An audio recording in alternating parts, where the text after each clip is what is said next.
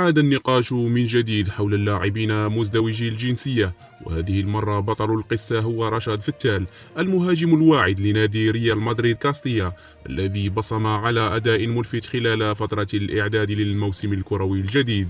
فتال البالغ من العمر 19 سنة تمكن من لفت الأنظار بعدما سجل 5 أهداف كاملة في المباريات الودية، أي ما يعادل نصف مجموع أهداف كاستيا، ليصبح أحد الركائز الأساسية في تشكيلة المدرب أربيلوا الذي يعول عليه بشكل كبير هذا الموسم.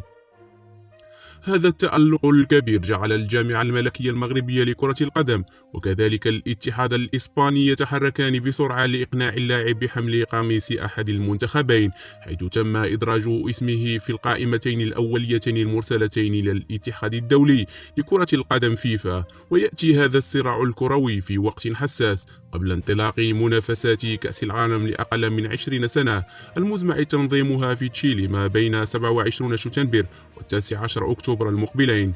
مشاركة فتال في هذه البطولة مع أي من المنتخبين ستجعل قراره نهائيا وغير قابل للتغيير مستقبلا. صحيفة ماركا الإسبانية أكدت أن مصير اللاعب أصبح بيده وحده، وأن القرار النهائي سيكون حاسما لمستقبله الدولي، سواء اختار اللعب لبلد والديه المغرب أو لبلد ميلاده إسبانيا. الجماهير المغربية من جهتها تمني النفس بضم موهبة هجومية واعدة قادرة على تقديم الإضافة في الخط الأمامي لأسود الأطلس، فيما يأمل الإسبان أن يحافظ اللاعب على انتمائه لمنتخب لاروخا، خاصة وأن مستقبله يبدو مشرقا مع ريال مدريد. وفي انتظار الحسم يبقى رشاد فتال تحت الأضواء كأحد أبرز الأسماء التي ستشعل بال الجماهير والصحافة خلال الأسابيع المقبلة في صراع كروي جديد بين المغرب وإسبانيا على خطف الموهبة القادمة من كاستيا.